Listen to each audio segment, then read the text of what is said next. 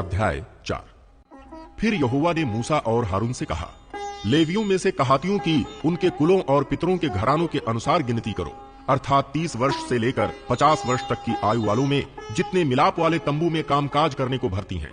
और मिलाप वाले तंबू में परम पवित्र वस्तुओं के विषय कहातियों का ये काम होगा, अर्थात जब जब छावनी का कूच हो तब तब हारून और उसके पुत्र भीतर आकर बीच वाले पर्दे को उतार के उससे साक्षी पत्र के संदूक को ढांप दें।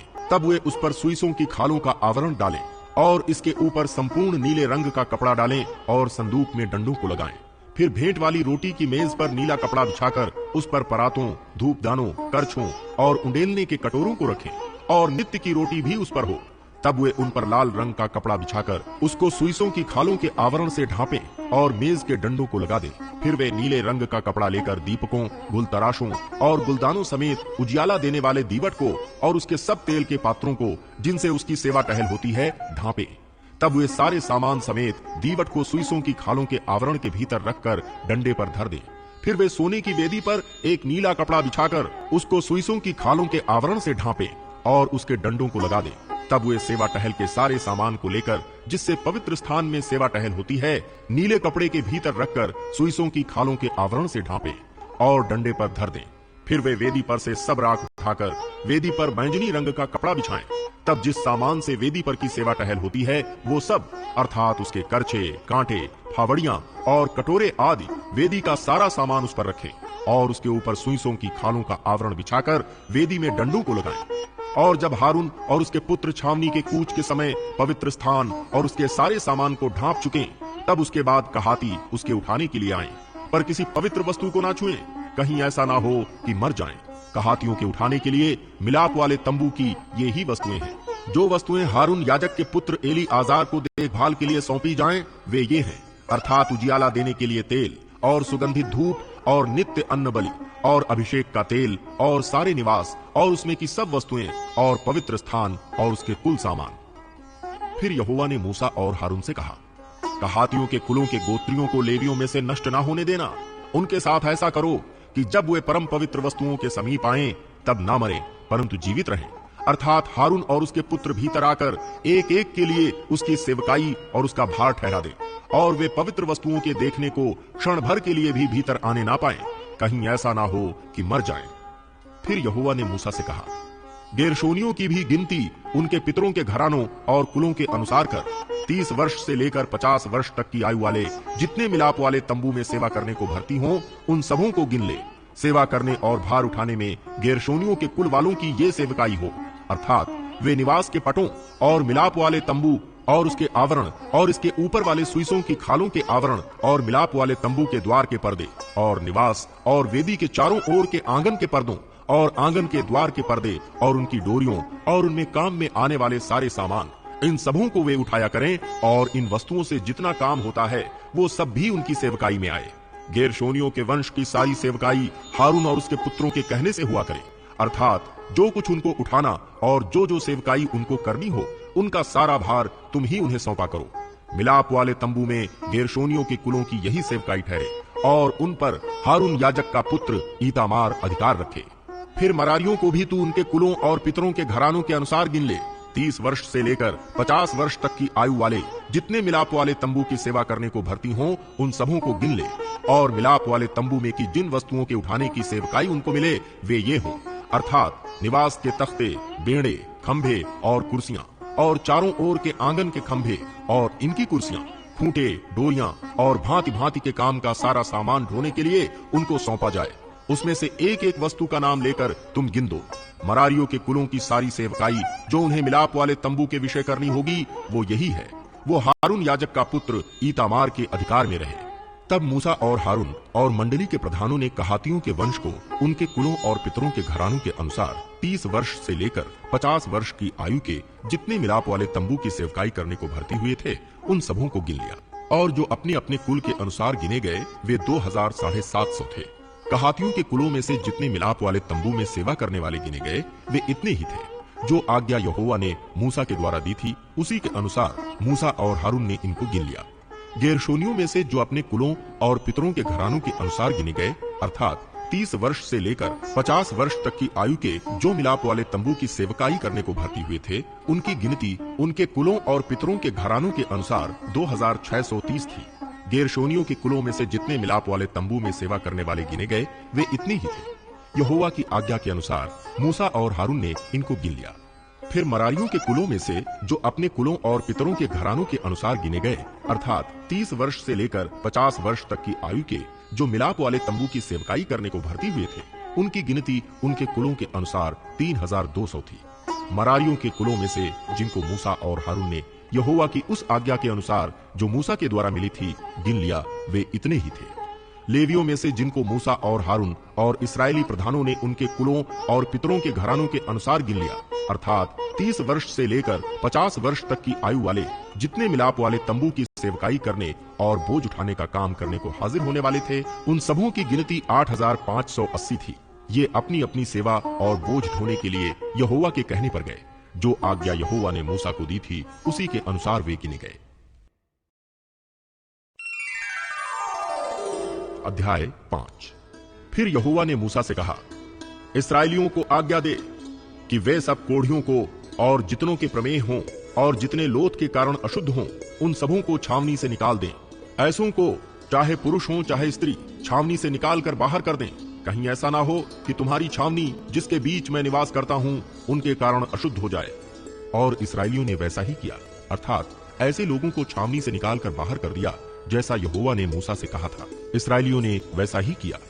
फिर यहोवा ने मूसा से कहा, इस्राएलियों से कह कि जब कोई पुरुष या स्त्री कोई ऐसा पाप करके जो लोग किया करते हैं यहोवा का विश्वासघात करे और वो प्राणी दोषी हो, तब वो अपना किया हुआ पाप मान ले और पूरी क्षतिपूर्ति में 5वां अंश बढ़ाकर अपने दोष के बदले में उसी को दे जिसके विषय दोषी हुआ हो।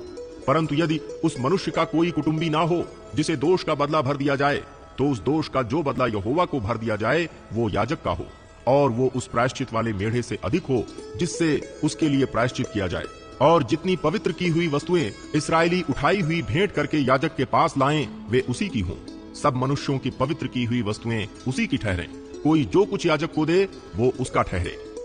फिर यहोवा ने मूसा से कहा, इस्राएलियों से कह कि यदि किसी मनुष्य की स्त्री बुरी चाल चलकर उसका विश्वासघात करे और कोई पुरुष उसके साथ कुकर्म करे, परंतु यह बात उसके पति से छिपी हो और खुली ना हो, और वो अशुद्ध हो गई, परंतु ना तो उसके विरुद्ध कोई साक्षी हो और ना वो कुकर्म करते पकड़ी गई हो, और उसके पति के मन में जलन उत्पन्न हो, अर्थात वो अपनी स्त्री पर जलने लगे और वो अशुद्ध हुई हो, या उसके मन में जलन उत्पन्न हो, अर्थात वो अपनी स्त्री पर जलने लगे परंतु वो अशुद्ध ना हुई हो, तो वो पुरुष अपनी स्त्री को याजक के पास ले जाए और उसके लिए एपा का 10वां अंश जौ का मैदा चढ़ावा करके ले आए, परंतु उस पर तेल न डाले, ना लोबान रखे, क्योंकि वो जलन वाला और स्मरण दिलाने वाला अर्थात अधर्म का स्मरण कराने वाला अन्न बलि होगा। तब याजक उस स्त्री को समीप ले जाकर यहोवा के सामने खड़ा करे, और याजक मिट्टी के पात्र में पवित्र जल ले और निवास स्थान की भूमि पर की धूल में से कुछ लेकर उस जल में डाल दे। तब याजक उस स्त्री को यहोवा के सामने खड़ा करके उसके सिर के बाल बिखराए और स्मरण दिलाने वाले अन्न बलि को जो जलन वाला है उसके हाथों पर धर दे, और अपने हाथ में याजक कड़वा जल लिए रहे जो शाप लगाने का कारण होगा। तब याजक स्त्री को शपथ धरवा कर कहे कि यदि किसी पुरुष ने तुझसे कुकर्म ना किया हो और तू पति को छोड़ दूसरे की ओर फिर के अशुद्ध ना हो गई हो, तो तू इस कड़वे जल के गुण से जो शाप का कारण होता है बची रहे। पर यदि तू अपने पति को छोड़ दूसरे की ओर फिर के अशुद्ध हुई हो और तेरे पति को छोड़ किसी दूसरे पुरुष ने तुझसे प्रसंग किया हो, तो और याजक उसे शाप देने वाली शपथ धरा कर कहे, यहोवा तेरी जान सड़ाए और तेरा पेट फुलाए और लोग तेरा नाम लेकर शाप और धिक्कार दिया करें, अर्थात वो जल जो शाप का कारण होता है तेरी अंतड़ियों में जाकर तेरे पेट को फुलाए और तेरी जान को सड़ा दे। तब वो स्त्री कहे, आमीन आमीन। तब याजक शाप के ये शब्द पुस्तक में लिखकर उस कड़वे जल से मिटा के उस स्त्री को वो कड़वा जल पिलाए जो शाप का कारण होता है, और वो जल जो शाप का कारण होगा उस स्त्री के पेट में जाकर कड़वा हो जाएगा। और याजक स्त्री के हाथ में से जलन वाले अन्न बलि को लेकर यहोवा के आगे हिलाकर वेदी के समीप पहुंचाए, और याजक उस अन्न बलि में से उसका स्मरण दिलाने वाला भाग अर्थात मुट्ठी भर लेकर वेदी पर जलाए, और इसके बाद स्त्री को वो जल पिलाए।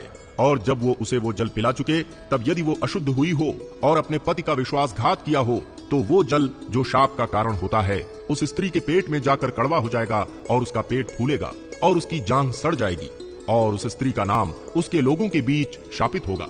पर यदि वो स्त्री अशुद्ध ना हुई हो और शुद्ध ही हो तो वो निर्दोष ठहरेगी और गर्भिणी हो सकेगी।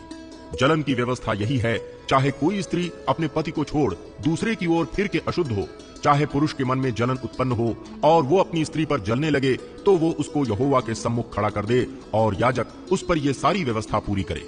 तब पुरुष अधर्म से बचा रहेगा और स्त्री अपने अधर्म का बोझ आप उठाएगी।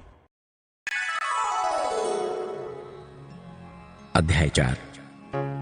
वो फिर झील के किनारे उपदेश देने लगा और ऐसी बड़ी भीड़ उसके पास इकट्ठी हो गई कि वो झील में एक नाव पर चढ़कर बैठ गया और सारी भीड़ भूमि पर झील के किनारे खड़ी रही।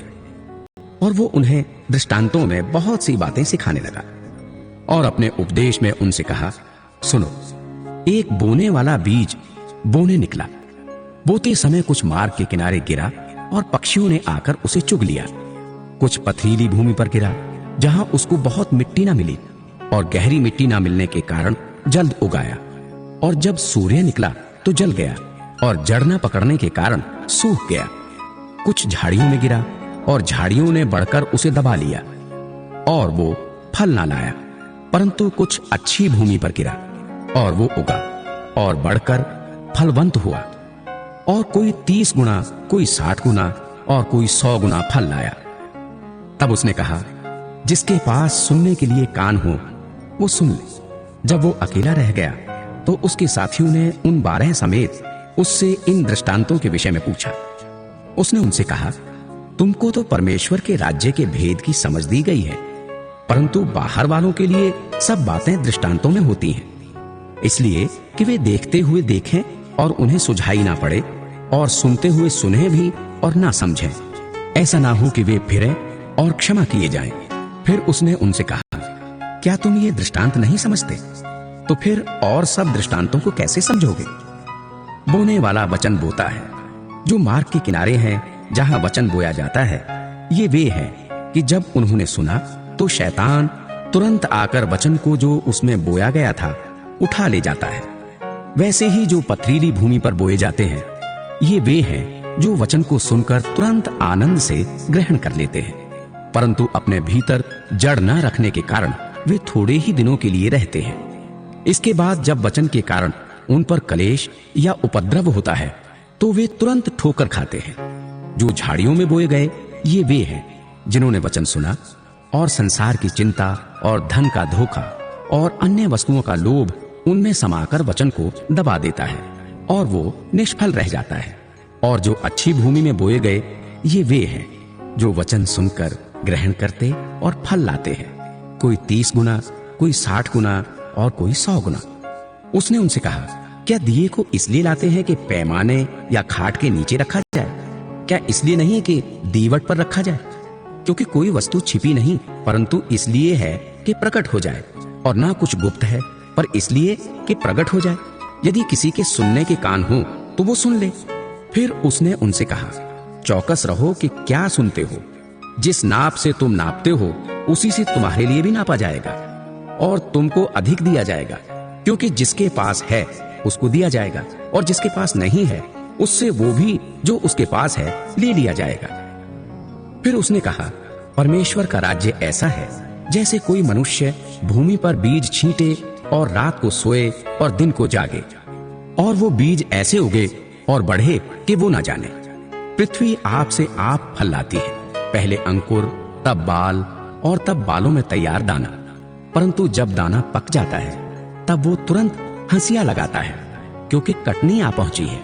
फिर उसने कहा, हम परमेश्वर के राज्य की उपमा किससे दें और किस दृष्टांत से उसका वर्णन करें? वो राई के दाने के समान है। जब भूमि में बोया जाता है तो भूमि के सब बीजों से छोटा होता है, परंतु जब बोया गया तो उगकर सब साग पात से बड़ा हो जाता है, और उसकी ऐसी बड़ी डालियां निकलती हैं कि आकाश के पक्षी उसकी छाया में बसेरा कर सकते हैं।